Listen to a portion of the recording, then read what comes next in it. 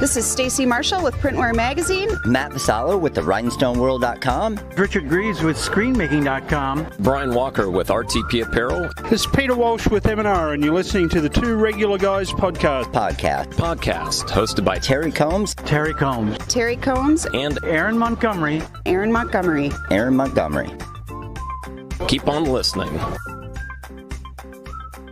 I don't know if these guys are that regular. All right. Well, welcome to the show. It is Friday, September 17th, 2021. I'm Terry Combs, and you can find me at terrycombs.com. And I'm Aaron Montgomery, and you can find me at oursuccessgroup.com. Today, Terry and I are going to be talking with Dana Curtis of Biztool about the customer experience. So this is going to be a great conversation, small business customer experience. Dana is a wealth of knowledge, and we can't wait to talk to Dana. First time guest, but we're excited to have Dana along. He's very knowledgeable industry veteran. So we'll get into a little bit of that. Long history in the industry. So yeah, definitely. So we always love talking to new guests, though. So we're pretty excited about that. And Terry, we've don't have a whole lot of actual new stuff coming across, but we did want to get a Fort Worth update. Yeah, you weren't there. I wasn't there. Yeah, but so we do know who was there. Who do we know who was there, Terry? Who should we bring in? Let's bring in our producer, Eric Campbell. And Eric, you have to bring yourself in. hey, at least I'm here to do that. I can also mute myself if I get out of turn. I guess. If you get out of line, yes. Good. If I get out of line, I'll just dump myself out of the stream. Well, right, Eric, I heard from a couple of folks who said the show was really, really good. And we're talking about the Impressions Expo in Fort Worth. And what was your take? I know you were speaking there. I don't think you were exhibiting, correct? No, I wasn't exhibiting in the booth, though. I did get to talk to a lot of exhibitors while I was there, and I mean, I saw Hawkeye. The people that we see, Hawkeye, of course, a brother. We see him at a lot of these shows, and Joseph Eric over at at Magic Touch. So it's like I got to talk to a lot of people in the booths as well. So I kind of got the experience from that arena as well. But yeah, I was there teaching a couple of sessions and doing a panel. So as you guys may know, Jeff Fuller of the Embroidery Nerd, friend of the show, he and I did a panel hosted by Sam Young from Madeira, USA, which was actually quite well attended. I'll say that. I mean, I'll talk about the classes I did myself, but that was kind of an awesome little highlight. Is we had this open Q&A panel, and 40 odd people, which for the way the shows have been going, that's a pretty big room right now. That's excellent. Yeah. That's a pretty big room right now. And it was a wide range of people from absolute rank beginners to people who had been in the business over 15 years. Sam very smartly did a little show of hands to check the range of all the experiences, which is something I need to steal for teaching usually, is finding out where everybody's level is at. Yeah. Super great. But Sam was great at hosting. Jeff did a fantastic job on his first panel. And, I was there to just keep things rolling as I do. When I first got into garment decorating, I used to love going to those panels and back the old ISS show, former, before Impressions Expo, they used to do a lot of that. When I first got into the industry some years ago. It may have been a long time ago. You tagged Dana with industry veteran, and I felt bad for him because I know every time I get that one, I'm like, oh man, I feel like 10 years older every time someone says industry veteran. But yeah, I mean, like I said, there were people of a wide range, and honestly, there were quite a few vendors at Fort Worth. Am I going to tell you that the show is as big as other expo shows? Absolutely not. Floor was smaller, and they had some late stage cancellations, which meant we had some seating areas that aren't normal in the middle of the show. So it was pretty obvious. I was like, okay, I know whose booth was going to be here. I don't think everybody else does. They just had to sit down, and that stuff that did happen. But there was a wide range of vendors. Machines were running, and I'll say this: when I first walked onto the show floor, it sounded like a show. And I know that sounds terrible, but like there was kind of the hum of people talking and moving and getting around. And that's something that not all of the shows this year have had because of kind of the tenuous nature of getting people out. So it was a fairly high energy show. The first class I did first day, I did like Friday morning class, and it was specialty threads, and that was pretty well attended and had a lot of great questions there. So that was fantastic. I'm glad to have people there. And I went to classes. Once again, friend of the show, Jay Bissell did his pieces on LinkedIn, and I went to both of them. I came back for his Sunday session, and he was kind of shocked because I come rolling in there. I ran in last minute because I barely could get parked in time, and his classes were awesome. I was in there with another friend of the show, Christine Shreve. So it was like it was funny to see all of the educators were also taking each other's classes and getting to all the different stuff because there was such good material this time around. I was talking to Jay yesterday, and he was talking about how much he enjoyed having other educators in the seminar. And I said, that can either be intimidating, or that if there's a lull in questions, the other educators are compassionate and they're going to be, hey, Jay, could you tell us about this? What I will say is I think he enjoyed it because he was torturing us. He kind of name dropped us every 2 seconds. And whenever there was something that he could, bring one of us in on and talk about our personal brand or something, Jay was on it. He was on it consistently. He's notorious for making people in the group talk. Yeah. Yeah, for sure. Awesome. So Lenny says, morning, I saw Eric there. So Lenny, you guys ran into each other in Fort Worth. So tell us more about the, okay. So you had the class, you talked about the panel, you talked about the show floor. You mentioned that you had a chance to talk to some of the exhibitors. Did you have a chance to hear from them as to were people there buying? I know traditionally Fort Worth has been a buying show. Terry, you can confirm that. You typically come back from that show saying that. So absolutely. That's probably the number one show in the country where people come there looking to buy. Yeah. Oh, we lost you, Eric. You muted yourself. Did you say something inappropriate? What happened? Hardware mute that I have not used to. I'm not used to being on the producer headset. It seemed to me that was the case. The folks that I talked to said that it was actually going pretty well. Like I said, there is some shuffle as to who was there and who wasn't, and that always causes some issues with what is available to folks. But the people who were there, it's like the other shows we've had. It's like all the DAC shows. It's like all the shows. If someone was there, they were writing notes. You know what I mean? They were writing up orders if someone had showed.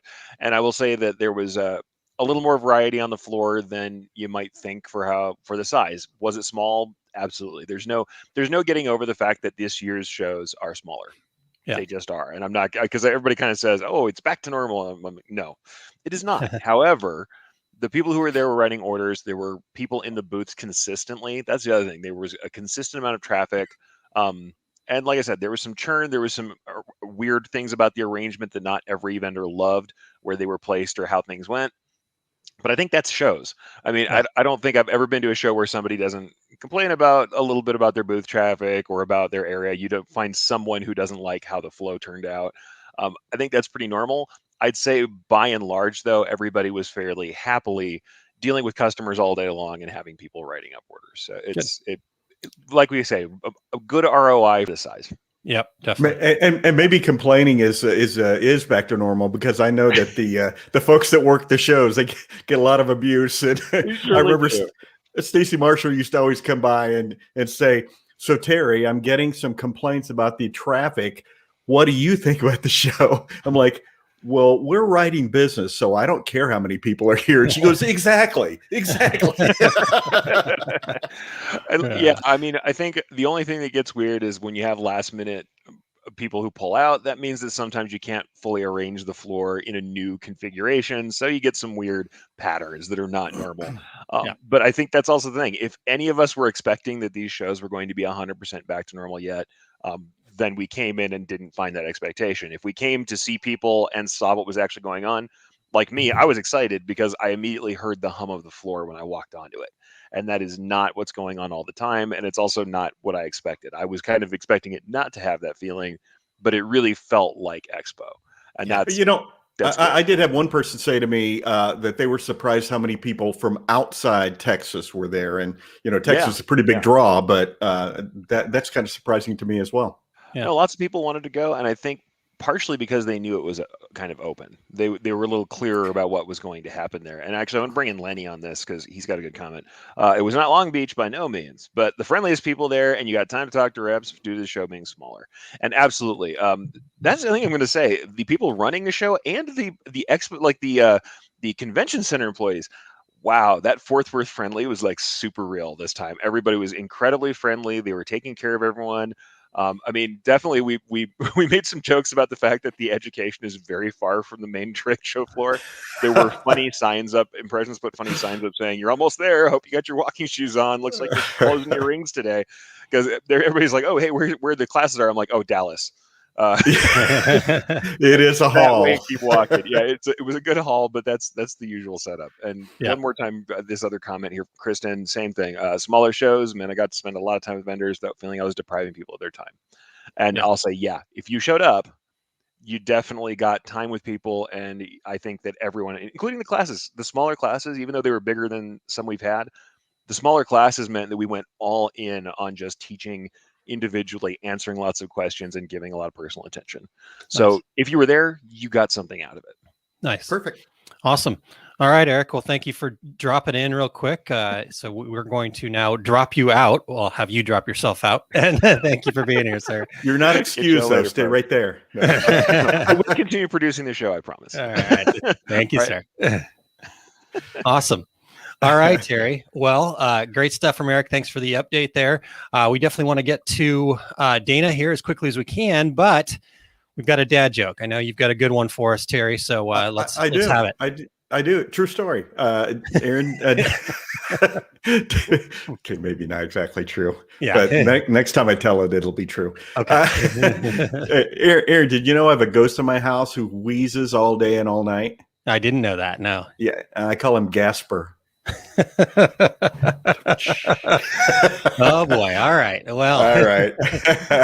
All right. Before we go any further, we want to thank everybody for checking out the Two Regular Guys podcast.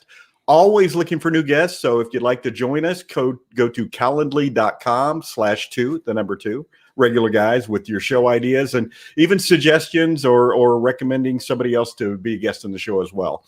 If you are listening to the podcast version right now, we would appreciate you sharing the Two Regular Guys with all of your industry friends so they can become regulators too.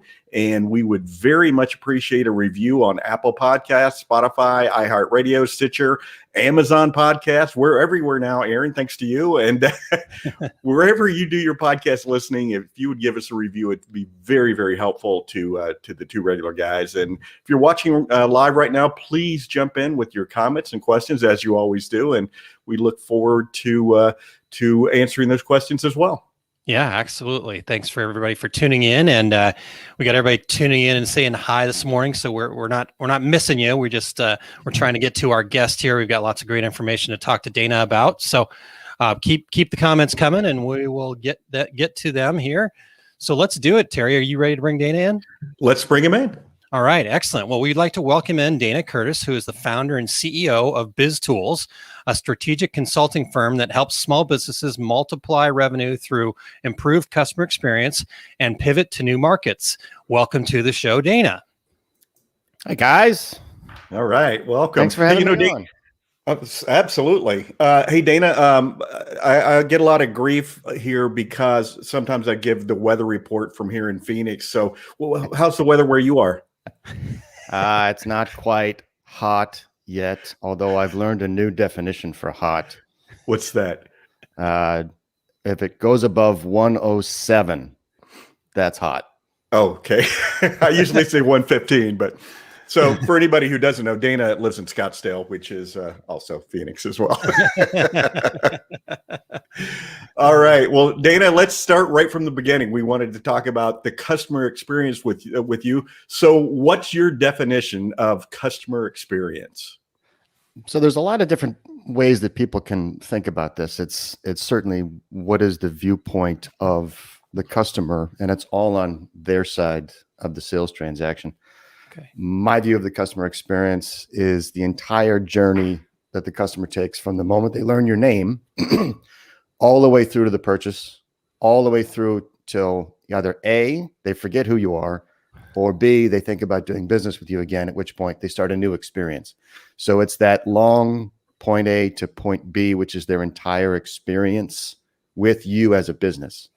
And everybody has a customer experience with every brand that they interact with, whether it's really, really small or a very, very long, drawn out sales cycle. So it's the sum of their encounters with your business across all channels. It can be this windingly complex 6-month sales cycle with multiple touch points and multiple people, or it can be a quick search right before popping into your shop.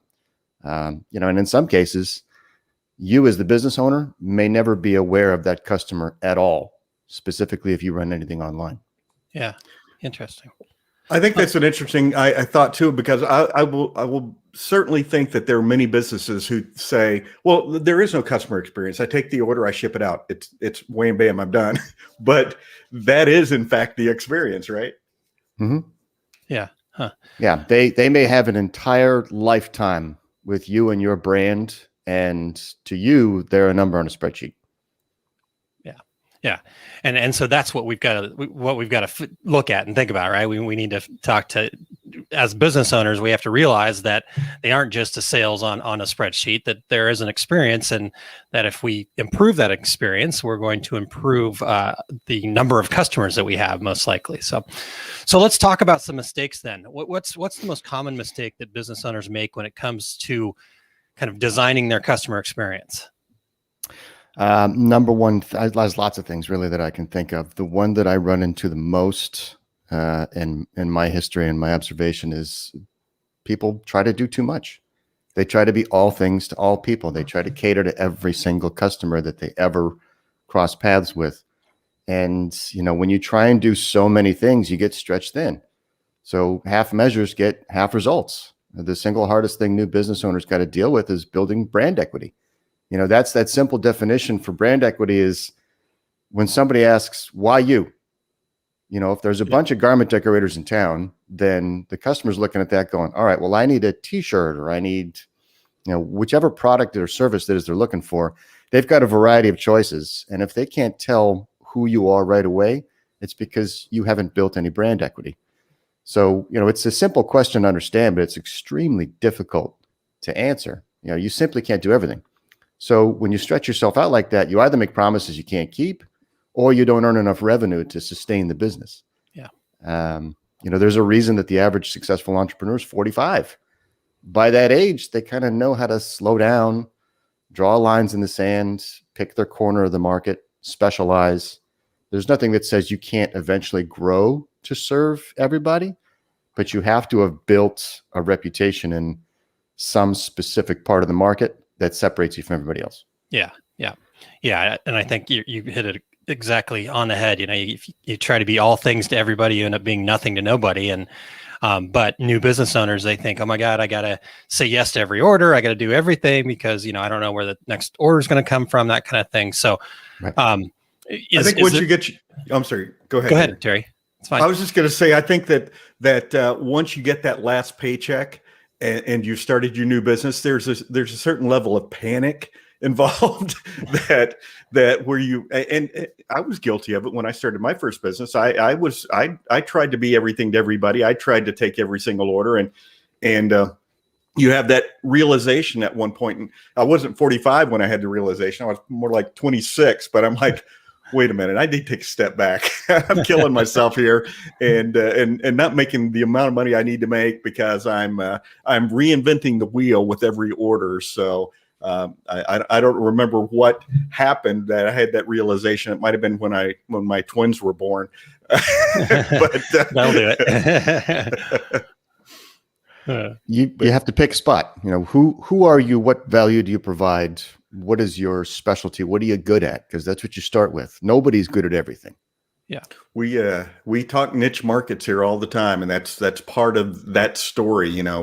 Be the expert in your slice of the pie. So yeah. But let's get down to the nuts and bolts of customer service. So what's the process for a garment decorator to create that better customer experience? Where do we start?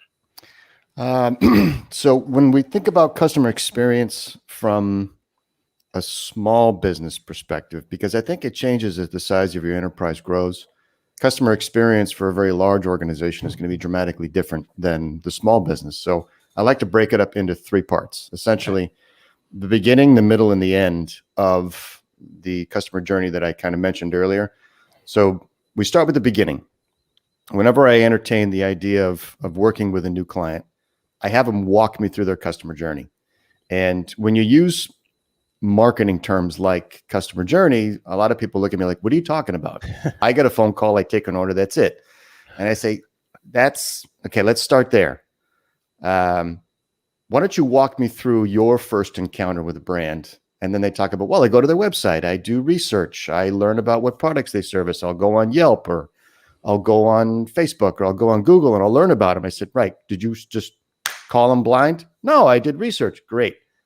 Somebody's doing research about you. So when you think that somebody fills out a form on their website, or you have retail space and they just pop in the door, that's not their first encounter with you. So let's back up. And I try and counsel my clients, the first time you interact with your customer in person, they're about halfway through their journey. So you're already 50% through the game. Like, you're essentially coming in at halftime. And if you're coming in at halftime, you got to win a lot of points and put a lot of points up on the board to win that game. Yeah. Especially if they're not sure about you by the time they contact you. That means they may or may not have formed an opinion of who you are, and it's your job to confirm their opinion or change it. And that, to me, is something that most small business owners don't understand, is the customer's coming in with a pretty well-formed idea of who they think you are based on your website, your marketing, your social media presence, anything that they've heard about from friends, anything that they've seen at a trade show. There's a lot of stuff out there nowadays that's not the phone book. So the second part of it, which is the middle, after we go through that whole conversation of, how do people get a hold of you and where are they with their kind of experience with your brand? Then we get into, who are you? What do they think of you? And then again, most of my clients say, well, how should I know? Which is completely okay. No judgment. It's completely fine for a client to not have any idea what the customer thinks of you, but that's part of the customer experience, is understanding what are strangers going through when they interact with your brand. They have to have come up with some conclusion of who you are. Otherwise, you wouldn't have gotten the call. So when you look at the most successful brands in any space, customers know exactly why they shop there. It could be as simple as, well, you're just right down the street from me. That's okay. Yep. But that's a market position. I am the local guy. Or they've gone on Yelp and you've got 5 stars, or they've heard from a friend that you're really good, or, there's a number of different reasons why you would do business with a particular company rather than going online and just searching for the cheapest thing out there. Yeah. So it's important to understand why your customers walk in the door, because that is your brand. And I think that brand gets thrown around as this gigantic nebulous term, and brand is what people say about you when you're not around. So are you the cheapest? Are you the best? Are you the fastest? Do you have free delivery? Is your work exceptionally creative? Do you make the most durable product? Are your employees nice? All of these are different aspects of what a brand is. And so when somebody's looking at you from the outside, they're gonna check a box. Yeah. When you think about, let's go a little bit bigger. It's not a direct correlation to a small business, but it will give you an idea, because these two brands that I think of when I have this conversation are everywhere. You've got one near you. Walmart versus Target.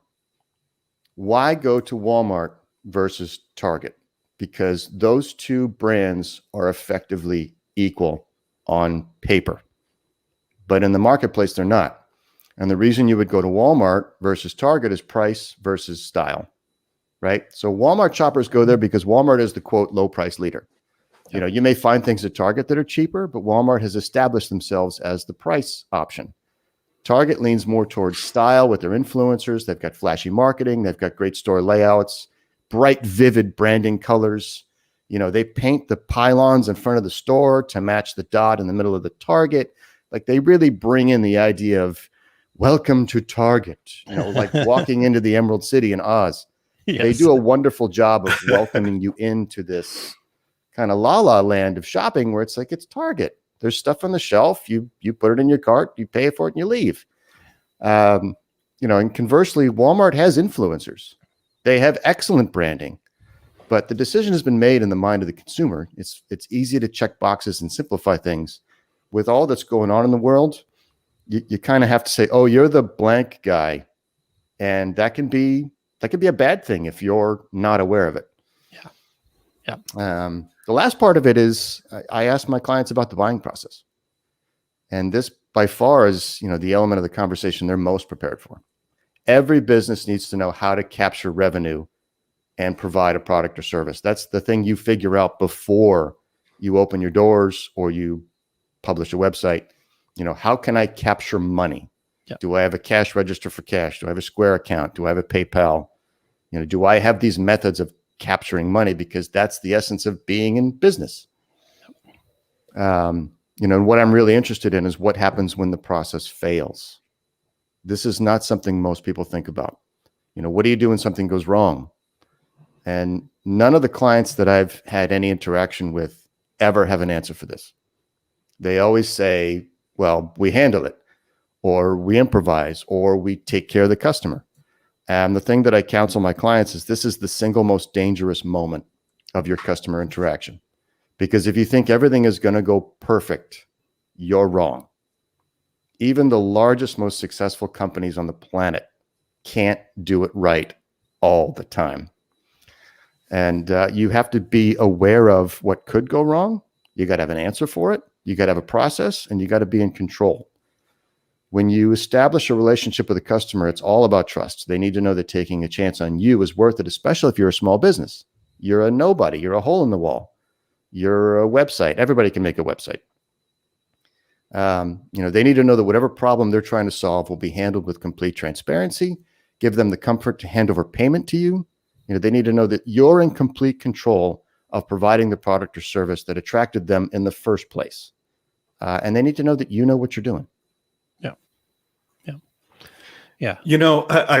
This is kind of off topic, I guess, but I was thinking when you were talking about the comparison with Walmart, sometimes your brand, you have no control over some of the things that happen. And my thought was all those posts of Walmart shoppers, and I'm sure Walmart cringes every time one of those is posted. I mean, yeah, I guess they say all advertising is good advertising, but the fact that there is a segment of society that makes fun of people who shop at Walmart and post it on the internet.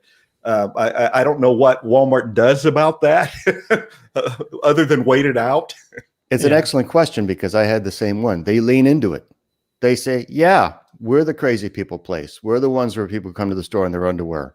We're the ones with the weird wigs and the strange clothing. Yeah, we're Walmart, because money's green. So if that's what people think of you, embrace it. Take it. You look at the stock price. Walmart's going through the roof. Yeah. They've identified who their core customer is, and they're okay with it. Yeah. Dana, when you were talking about the end there and what to do when it goes wrong, I think what stood out in my brain was the fact that you said, you need to kind of think through it, have a plan for it, have a process for it. And I think a lot of that maybe comes down to making sure that we've got good policies and whatnot in place. I've found that small business owners will say, oh, well, good customer service is just bending over backwards at all times and doing whatever the customer wants. And I always kind of cringe at that, because I believe that's actually the opposite. I think good customer service is having clear policies and being able to set expectations, so you're always over delivering, or at least at minimum delivering on those expectations. So what are your thoughts on that? If you want to charge a premium price, there's going to be some pampering involved, because that's what people who pay premium prices are looking for. Sure. If you own a Lexus, you're going to show up and there's a guy with white gloves that's going to open the door and, sir, may I get you a coffee and a water, and please sit in this chair. And somebody will come along and say, do you want a magazine? Because you paid for a Lexus. Yeah. But most people drive a Camry. So what you get at the Toyota dealership is a kid comes up with a clipboard and says, you have an appointment? Great. You can sit over there. There's free Wi-Fi. We'll be with you in a minute. And people really just want to know, can I solve the problem that needs to be solved without a bunch of frills and all that? Yeah, definitely. All right. Well, let's talk about, so we're so appreciative to have you on talking about this topic. You obviously have a good plan for it all. But why is it so important that we talk about things like this? Why is the customer experience and getting that right so important for a small business? Because you have to scale at some point. No startup ever won the price game without ridiculous venture capital funding. I'm guessing that 99% of the garment decorators out there, and especially your listeners, they didn't get into business with backing from Tiger Global Management. They don't have this stockpile of cash that will allow them to dump the price just to buy up market share. It doesn't work that way. Yeah. Sometimes it's a severance check. Sometimes it's, they sold a car to get into business. They usually have very limited operating capital to start up with. So, absent a history-defining patent that completely flips the technology or the business model, any business owner needs one thing, a customer, and customers want value. So when they can't identify value, then they default to the one thing they do know, price. So when you're talking to somebody at a backyard barbecue or a cocktail party or a neighbor in the street, and you know what they do, and you ask them about what they do, they're going to explain it to you. They're going to tell you everything about the industry, the ups and downs. They probably have some gripes. If it's a consumer-facing industry, they might say, if you're ever in the market for this, look out for this stuff. And then you think to yourself, all right, I've established kind of a baseline for value such that when I walk into any of those shops or I go on the website, I know what I'm looking for. And then you don't buy the cheapest thing. You buy somewhere in the middle because you have an idea of how to assess value. When you walk into a place where you don't really know what you're looking for, you just know that you need X. You have to establish value right away. So you can look at all these different t-shirt websites that are out there, and it's all over the board. Some of them have $16 weekly specials. Some of them charge $50 for a t-shirt. And you have to think to yourself, well, I know what the raw t-shirt costs. So really what I'm paying for is the design, the quality of production. And then you start to get into why would anybody, and that's the question that shows that you've established value. So when somebody comes in with an idea of what a product should cost and your prices don't match that, it's because they haven't figured out what you bring to the garment decoration process. It can't be about price. And I have had many an argument with small business owners about this. It's because it's the single most difficult conversation to have. And I acknowledge this. When all the customers want to talk about is price, it's probably because you haven't defined anything special about your company, or they have a competing offer and they're looking to bleed you dry of all of your margin. And Dana, we talk about on this show fairly often people saying things like this to us at trade shows. In my town, you can't sell a T-shirt for more than $5. I think that's what you're talking about right now. Yeah, and that's legitimate. I don't want to cast aspersions on anybody that has to deal with that. Your market is going to define what you can get. You can probably get $50 for a T-shirt in Seattle or New York or Chicago. In a small town, nobody's going to pay $50 for a T-shirt, but there is a range that you can play with that's acceptable.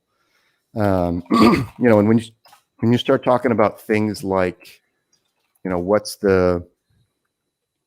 whenever somebody's trying to bleed you on price, you got to think about what are the economics of these things. So the cheapest car right now in the United States is the Nissan Leaf, right? Based on a quick search that I just did, the cheapest vehicle on earth is the Nissan Leaf. How many Nissan Leafs do you see out there? I've never even heard of a Nissan Leaf. I haven't either. Okay, so price isn't the issue. Right. You buy something like a vehicle because it provides something that you need. If it's to get from point A to point B, there would be nothing but Nissan Leafs on the road. So it's difficult to get into a conversation with somebody about price if they've already made that mindset of, I have to offer the lowest price. No, you don't. You have to offer the highest value. And that's a difficult conversation to have with most people, because then they say, well, you've never done this before. I understand business, and business is providing value. If you walk in and you say, I want the cheapest whatever, no, because not everybody shops at Walmart. So it's frustrating. And I understand what business owners go through, specifically small business owners. They have a very small amount of resources and their, cash is tight. So getting the customer experience right means building a relationship. A great experience gets them to tell others. It also gets them to pay your price. And I think people will pay more if they like you. I think this is a proven fact. It's just a part of humanity. Yeah. You go to a retail store and you watch, like go to a big box retail store. We were talking about Walmart and Target. Think about Home Depot or Lowe's or like a mega grocery store. Go to a retail store and watch the sales process. If a sales specialist spends 15 minutes with a prospect, they maintain eye contact, they listen, they answer questions, you'll eventually come to a part where they just can't help you. They don't have what you want. They can't get it. Lots of supply chain crunches right now. The customer will still say, okay, great, but do you work on commission?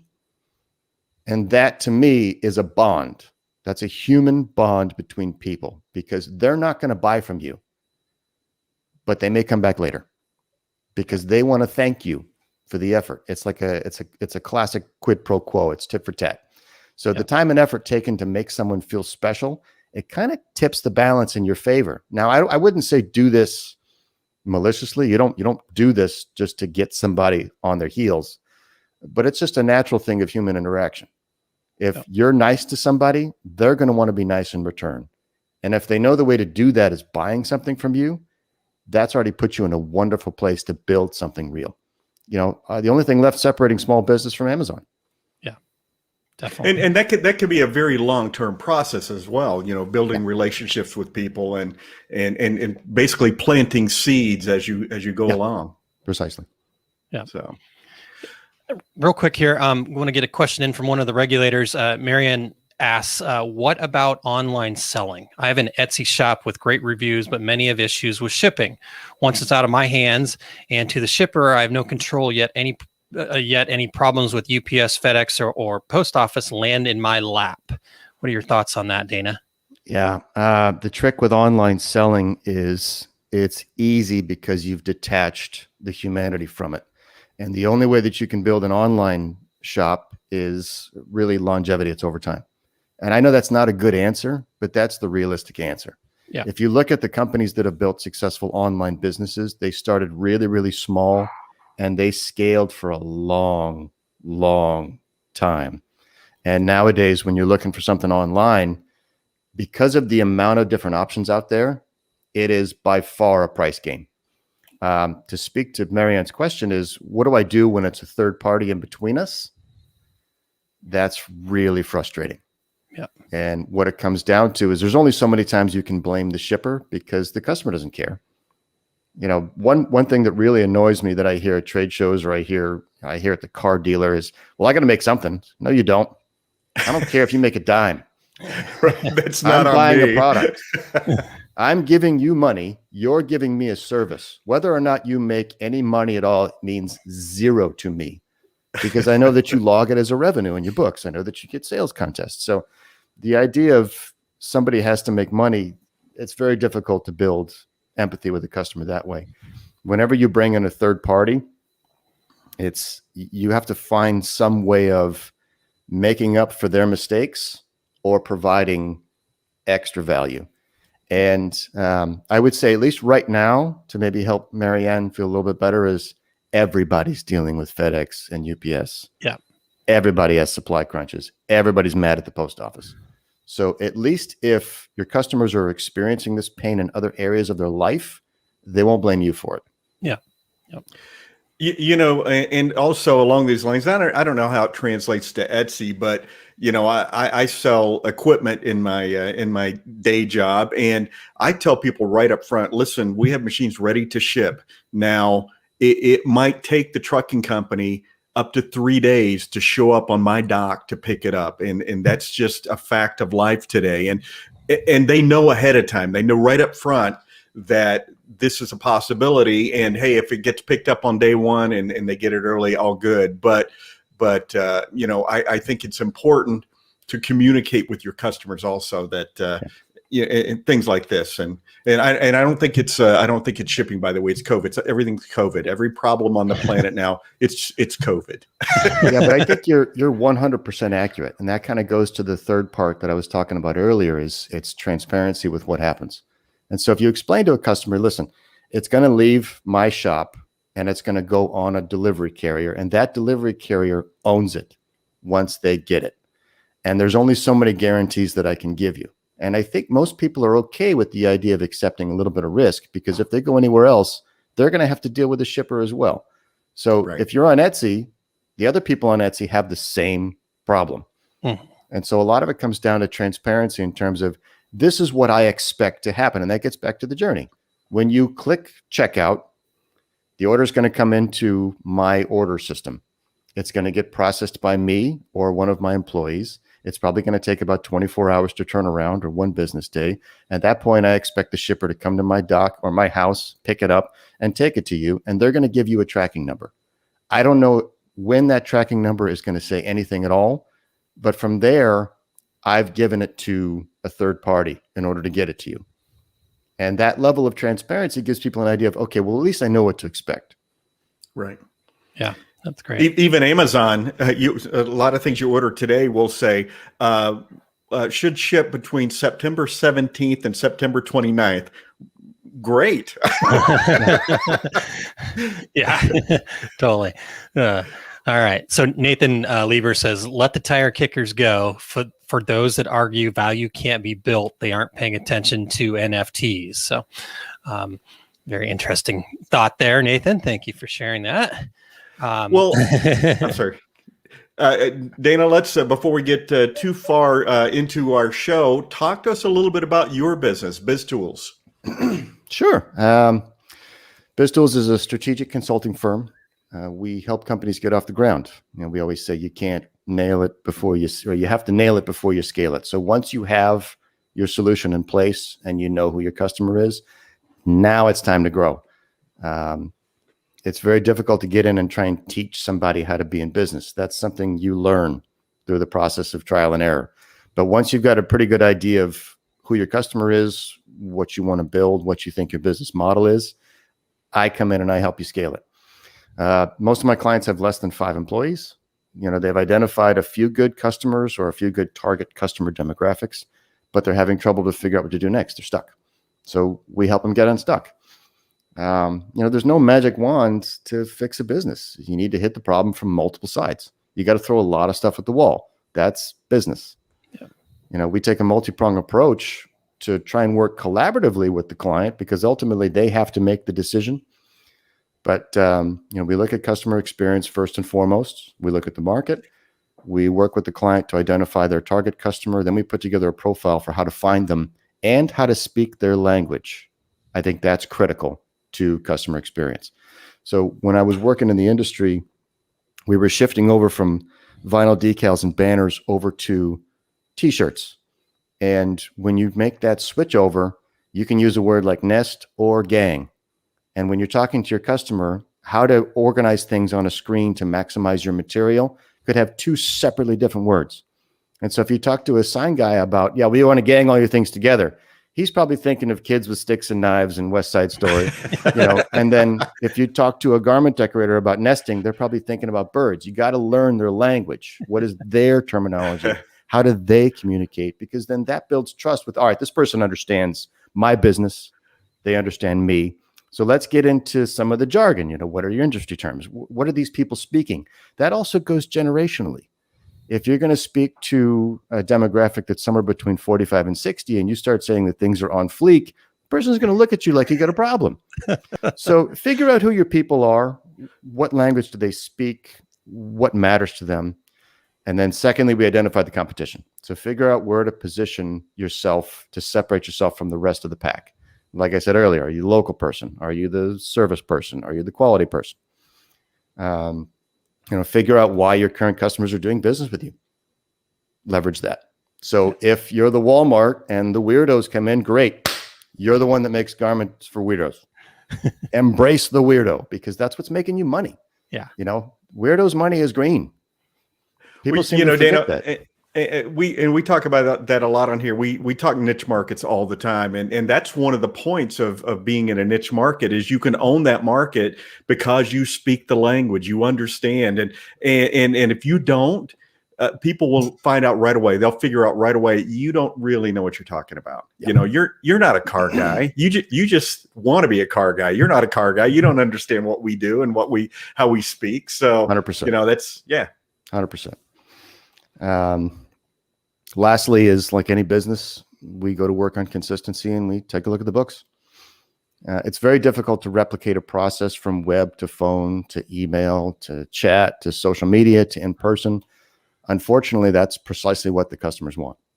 They want to be able to talk to you on email. They want to be able to talk to you on the phone. They want to be able to talk to you in person, and they want that experience to match. Ultimately, they want the same person. You can't always offer that. If you're a one-person shop, great. You've done it because it's always going to be you. But you're going to have different employees coming in, different age levels, different amounts of experience. Everybody wants to get the pro, right? When you roll into a fast food joint, you don't want to get the rookie kid behind the counter, because if you like your food a special way, they're going to mess it up. And what are you going to do? You're going to yell at the manager? You're going to be a Karen? It's like, no, they have levels of employees that understand where the bones are buried. They know how to work the system. That's a problem for any small business owners, to be able to scale up a process that is consistent. Because for anybody that's done any kind of travel, you talked about people going to the Fort Worth show from out of town. If they come into Fort Worth and they've never been to a Fort Worth, where are they going to eat? They're going to be looking for something that they understand. They're going to go to a Starbucks. They're going to go to a Whataburger, because they need a consistent experience. If you've only got 48 hours in town, you're not going to go to a restaurant that you don't know, because what if they give you diarrhea? You're going to be in your hotel room the whole time and you can't go to the show. So consistency of experience really, really matters. Lastly, we look at the books. I think everyone deserves to start a business. Not everyone deserves to stay in business. That's a cold fact, and I apologize ahead of time, but that's the reality. Cost control leads to cash flow issues, and cash flow is the death of every business. We nail the cost structure of the business so that we know where every dollar goes, because then you have flexibility to talk about your marketing and your pricing. So if you know that a given product costs X, then you can say, all right, well, I'm going to charge 5X for it, or I'm going to do X times 1.3, or you can figure out a pricing structure that gives you wiggle room in case you need to do things like promotions or 2-for-1s or BOGOs. But it starts with, what does it cost you to do this? Because if you don't know, then your profit is drying up in midair as we speak. Yep. My consulting fee typically gets paid for with the increase in profits. I don't ask any of my clients to pay me if they lose money by taking my advice. Because when you're a small business, little things make really, really big results on a percentage basis. And most of our clients outgrow us within a few months. To me, that makes me smile.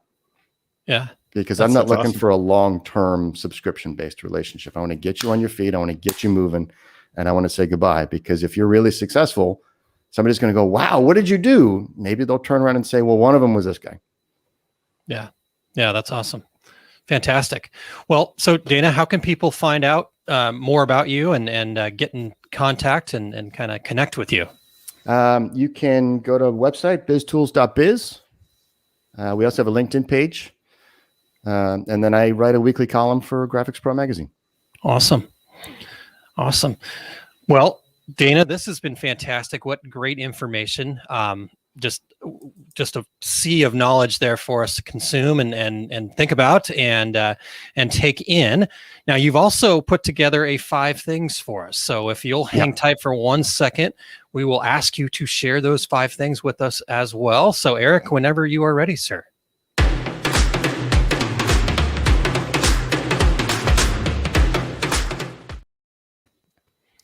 All right, Dana, the floor is yours. 5 things, please, sir.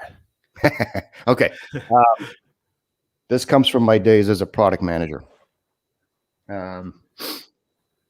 This has to do with equipment, especially if a business owner has like one piece of equipment to run their entire business. If you jump into business and you buy a 30-inch print cut machine, that's the business. You don't make things by hand. I don't know anybody that hand cuts t-shirt vinyl. You're going to put it in a plotter. You're going to put it in a machine. You're going to have the machine do most of the detail work for you. The creativity comes from, Adobe Illustrator and CorelDRAW and all the other design programs. But when you're buying a piece of capital equipment, there's 5 things that I want everybody to know. And this will save you in the long term. There may be a little bit of pain in the beginning, but that's completely understandable. 1, it's a capital expense. Treat it like one. Take advantage of any tax write-offs or deductible business expenses. Everything that thing does pays for the business. Capture every penny, because Uncle Sam doesn't waste any time going after you. Work with your accountant, figure out what you can do to leverage that piece of equipment as much as possible, because that's the lifeblood of your business. 2, in this industry, most things that you're going to be working with are not labeled as consumer products. Okay, that's a very, very dangerous thing to get into when you start thinking about ways of, can I use a different ink? Can I use different consumable products? Can I use aftermarket bolt-ons? If it's labeled as a consumer product, it's protected by the Magnuson-Moss Warranty Act. That is things like aftermarket car parts. It might be anything labeled as a consumer product for which you have access to service manuals. You can buy your own repair parts. I think there's something in the Wall Street Journal recently about McDonald's and the shake machines, how they're always breaking. That's going to spur legislation to where McDonald's owners might be able to fix their own shake machines. Then they got to call somebody. They got to pay the service fee. They got to play the game. So if you got something that's not labeled as a consumer product, you got to play by the rules. And the warranty is sacred to these manufacturers because they need to protect their costs just like you do. So follow instructions. Don't deviate just to save a few bucks. You also won't get access to the service manuals. You probably won't get access to service parts pending current legislation. They can still keep those from you for now. Number 3, buy the extended warranty as long as you can. If they offer it for 5 years, pay for 5 years. If they offer it for 10, pay for 10.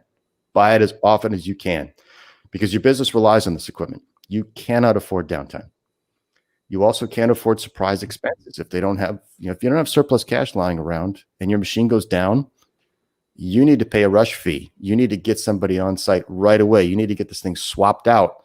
If you're not within the realm of what a dealer or a manufacturer is willing to service, your business is down. So buy the extended warranty.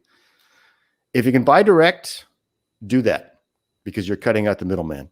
If the particular piece of equipment has to go through distribution, which is completely normal, negotiate training and maintenance with the dealer. Everybody wants the lowest price, but a receipt is not going to fix your machine for you. It won't make somebody pick up the phone. If you're the price buyer, then every manufacturer has already targeted you as great. They got what they wanted. And there was a term that I remember in the industry. It was called tail lights. That means the salesman got your order, and that's all you see is tail lights because they're gone. So be very careful when you're price negotiating. You want to make sure that you can get a hold of somebody afterwards because, like I said before, everything goes wrong. And it always goes wrong at the exact time that you need that equipment. Yeah. Lastly is every machine is made up of components that will fail. This is a fact. If they aren't listed as consumables, get backups. Have them on the shelf. Have ink cartridges, have squeegees, have blades, have belts, have all of the components that are listed as consumables. Because once they stop working, the manufacturer or the dealer is going to say, well, did you replace it? Well, no, I need it. Okay, we'll be there in 2 days. Well, I don't need it in 2 days. I need it now. Can I come get it from you? No, we got to order it from a central distribution facility. Just have it on the shelf. It's worth the expense. The other things are, if it doesn't have a lifetime warranty on the part, which a lot of pieces of equipment don't have lifetime warranties, like a dryer at an appliance store has a lifetime warranty on the drum because it's a bucket made of metal. Nothing's going to happen to the bucket. Every other piece of equipment has what we referred to as a duty cycle. It's an amount of time that the manufacturer expects it to work normally. So, for example, the print cut machines that I was working with, the motors had a 2,000-hour duty cycle. That was the amount of time that we expected that product to work without fail.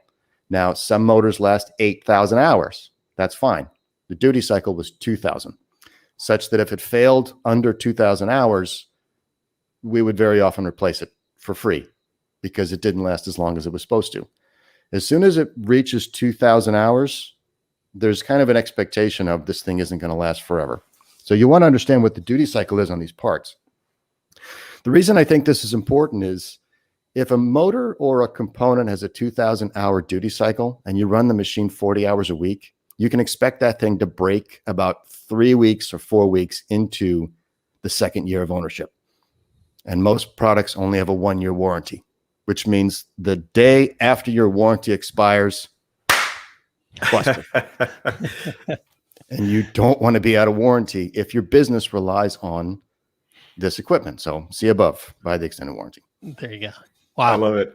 Those Yeah. are great. Yeah, definitely. Wonderful stuff, Dana. Well, Dana, thank you so much for your time today. We really appreciate you being here and all the great information, including that awesome 5 things. My pleasure, guys. Thanks for having me. Thanks, Dana. That was awesome.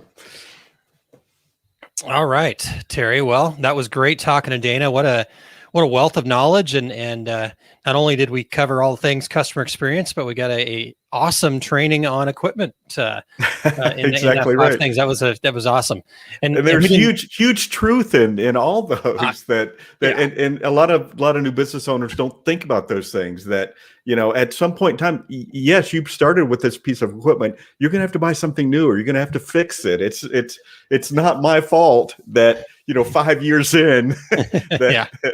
There's new technology. I didn't sell you a lifetime decorating device. Exactly. Awesome. All right, Terry. Well, in fact, Ramona McKee says extended warranty equals equipment repair insurance. So there you go. Exactly right, Ramona. Exactly right. And Jerry says good info. So awesome. All right, Terry. Well, what's still left on Terry's big book of travels? Well, a lot of erasures. I have my eraser ready to go here for any future cancellations. But my complete screen printing business course at Workhorse Products here in Phoenix will be October 23rd and 24th. That class is filling up fast. If you're interested, there's no better time to come to Phoenix in October. And I'll be doing that same class at Atlas Screen Supply in Chicago, November 6th and 7th. And watch for any upcoming events at terrycombs.com. How about you, Aaron? So on Saturday, the 25th, my wife and I will be guiding another group of superheroes through a 60-minute virtual workshop to share a process to remove limiting beliefs. And we're going to leave you with the resources to keep knocking down those blocks anytime you want. So if you or anyone you know has any self-doubt out there, send them over to osg.link/BTLB, which stands for Breaking Through Limiting Beliefs. And that way they can attend that workshop on the 25th, Saturday, September 25th. Again, osg.link/BTLB. You can see it right there on the screen. The other thing I've got coming up here is I'm going to skip around a little bit, Eric. So we've got Masters of Success. We are accepting applications for that mastermind program as we speak. And this is like having a business advisory board. So they're biweekly calls with 3 to 6 other like-minded decorators. And we've seen so much growth and transformation from the groups that we've been working with already. And I can't wait to work with some new groups and get them in place and just really see people's businesses skyrocket. And so that's something we've got going on right now. You can check out at oursuccessgroup.com/MOS. And there are limited availability in that. So make sure that you get over there, read all the information, and then fill out your application completely. And we'll let you know by the end of the month if you've been accepted. And then last but not least here, Terry, in about 30 minutes here, we will be doing the half, Eric Campbell and I. And it's finally a time where Eric and I are at 30 minutes exactly. Sometimes we have a little fun with that, in fact, but it's just a wide open 30-minute Q&A session. We get to talk about all sorts of things. We talked about things from decorator related to not decorator related. It doesn't matter. We talk about it all and we have a blast doing it. And so it's just a great interaction with everybody who tunes in. So if you want to check that out, you can go to liveosg.com, which takes us over to the Our Success Group YouTube page. Or while they're on YouTube, you can also search for Eric Campbell and ERICH Campbell, and you can watch it on his channel as well. Or you can find it on Facebook at facebook.com/Our Success Group Pro, or just search for Eric Campbell there, and you can watch it on Facebook as well. So that's happening at 11:30 Central Time, so in about 30 minutes from now, Terry. And then will you share what Eric's got coming up for us, please? Yeah, Eric assured us that he has updated his list of things he's doing. And so you can join Eric today at 2:30 Mountain Daylight Time for the Take Up. And it is episode number 82, The Catch Up, Stitching Up Texas, in which he'll share machine embroidery highlights, tips on specialty thread, creativity, and tell stories from the road. Head over to ericcampbell.com and click on the Take Up tab at the top of the playlist. Excellent. All right, Terry. Well, I think look at us, right on time today. Excellent stuff.